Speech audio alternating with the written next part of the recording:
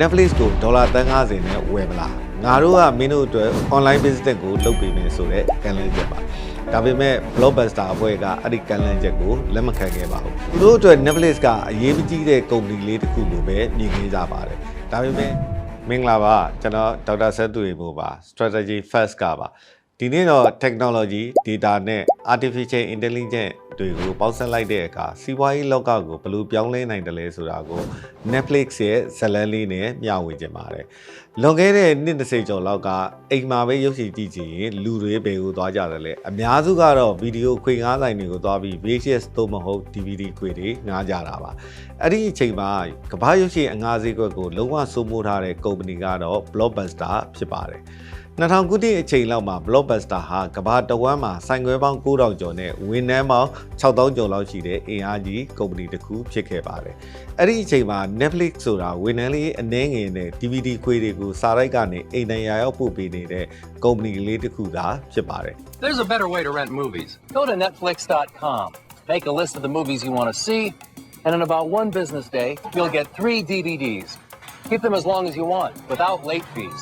2000ခုနှစ်မှာ Netflix တည်ထောင်သူ Reed Hastings နဲ့သူ့အဖွဲ့က Blockbuster ကိုစိတ်ဝင်စားစရာကန့်လန့်ချက်တစ်ခုကိုသွားပေးခဲ့ပါတယ်။အဲ့ဒါကတော့ Netflix ကိုဒေါ်လာ350နဲ့ဝယ်မလား။ငါတို့ကမင်းတို့အတွက်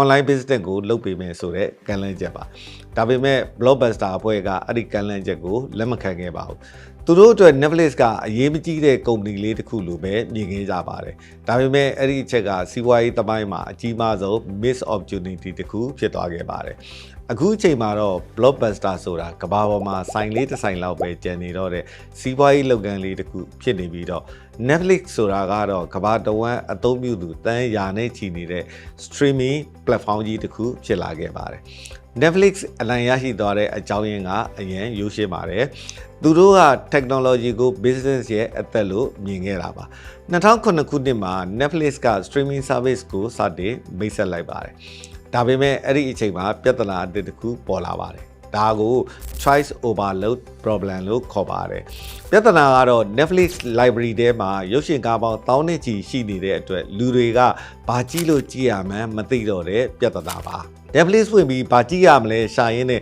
10မိနစ်15မိနစ်လောက်ထိအချိန်တွေကုန်သွားတဲ့အတွေ့အကြုံလူတိုင်းမှာရှိဘူးကြပါပါအဲ့ဒီအချိန်မှာ Netflix ကအရေးကြီးတဲ့ဆုံးဖြတ်ချက်တစ်ခုချလိုက်ပါတယ်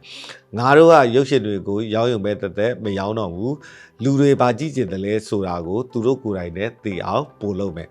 ဒီနေရာမှာ artificial intelligence ရဲ့အခန်းကဏ္ဍကစပြီးပါဝင်လာပါတယ်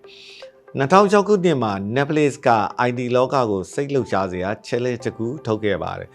Netflix Prize ဆိုတဲ့ပြိုင်ပွဲပါ Netflix ရဲ့ Cinemax recommendation algorithm နဲ့100%ပို့မှန်အောင် movie တွေကို recommendation လုပ်ပေးနိုင်တဲ့ algorithm တစ်ခုဖန်တီးပေးနိုင်ရင်ဒေါ်လာ1 သန်းစုပေးမယ်လို့ကြေညာခဲ့ပါတယ်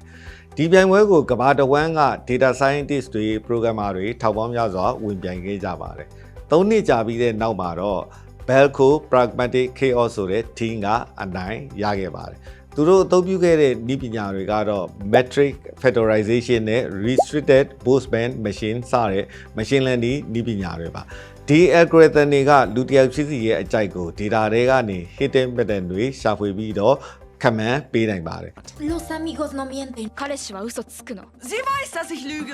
အခုအချိန်မှာ Netflix AI ကကြည့်ရှုသူတွေကို play ခလုပ်နေတဲ့အချိန်ကစပြီးရနိုင်တဲ့များ data တွေကိုစုဆောင်းလေ့လာနေပါ Last time a dragon appeared was well over 100 years ago.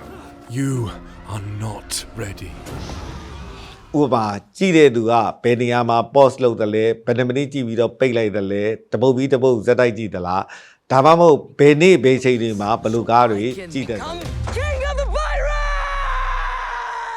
ဒီ data တွေကို AI ကသေချာနည်းနဲ့ခွဲခြမ်းစိတ်ဖြာပြီးကြည့်ရှုသူတွေနဲ့အကိုက်ညီဆုံးဖြစ်နိုင်တဲ့ movie တွေကိုအပေါ်ဆုံးမှာပြပေးပါတယ်ဒါတွေမကပါဘူး Netflix မှာ outward personalization ဆိုတဲ့နည်းပညာတစ်ခုလည်းရှိပါတယ်အဲ့ဒီနည်းပညာက movie တကားတည်းဖြစ်နေတော့လူတစ်ယောက်နဲ့တစ်ယောက်ပြပေးတဲ့ tab နည်းပုံတွေမတူပါဘူး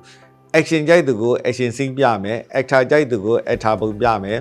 romance ကြိုက်သူကို romantic scene တွေပြပေးမယ်ဒါကြောင့် Netflix မှာလူတွေကြည့်နေတဲ့ content တွေရဲ့အများစုဟာ search လုပ်ပြီးရှာကြည့်နေကြတာမျိုးမဟုတ်ပဲ AI က suggest လုပ်လို့ကြည့်တာမျိုးဖြစ်လာပါတယ်ဒီဇလန်ကနေကျွန်တော်တို့ဘာသင်ခန်းစာရမလဲအဓိက၃ချက်ရှိပါတယ်နံပါတ်1 data ကရွှေတဲ့တန်ဖိုးရှိတယ်